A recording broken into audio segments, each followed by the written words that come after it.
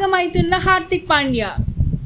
వరుస పరాజయాలతో షాక్ కు గురైన ముంబై ఇండియన్స్ కెప్టెన్ హార్దిక్ పాండ్యా విజయాల కోసం దేవుళ్ళ చుట్టూ తిరుగుతున్నాడు. గుజరాత్ లోని ప్రభాస్ పఠాన్ లోని సోమనాథ్ ఆలయాన్ని సందర్శించిన హార్దిక్ పాండ్యా అక్కడ స్వామివారికి ప్రత్యేక ప్రార్థనలు చేశాడు.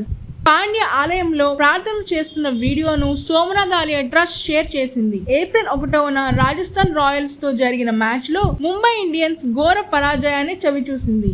ఇప్పుడు తదుపరి మ్యాచ్ కు చాలా సమయం ఉంది. ప్రస్తుతం ముంబై జట్టు సరదాగా గడుపుతోంది. కాగా ముంబై జట్టు కెప్టెన్ హార్దిక్ పాండ్యా ఒంటరిగా ఆలయాన్ని సందర్శించి జట్టు విజయం కోసం దేవుణ్ణి ప్రార్థించాడు. నిజానికి ఐపీఎల్ లో అత్యంత విజయవంతమైన జట్టుల్లో ఒకటైన ముంబై ఇండియన్స్ గత కొన్ని ఎడిషనల్ గా పేలవ ప్రదర్శన కనబరుస్తోంది.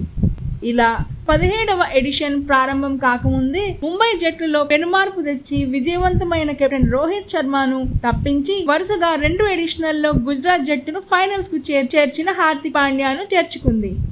ఇది రోహిత్ అభిమానులకు కోపం తెప్పించింది. ఇలా పాండ్యాను నిత్యం దుర్భాషలాడుతూ వీటికి తోడు పాండ్యా నాయకత్వంలో కూడా ముంబై జట్టు ఇప్పటి వరకు ఒక్క విజయాన్ని కూడా నమోదు చేయలేదు. అందుకే తదుపరి మ్యాచ్ కు ముందు హార్దిక్ సోమనాథ్ ఆలయాన్ని సందర్శించి విజయం కోసం ప్రార్థన చేశాడు. Please subscribe Pragna Media. Please like, share, subscribe to Pragna Media. Pragna Media, please do like, share and subscribe. Please subscribe to Pragna Media. Please like, share and comment if you like the video.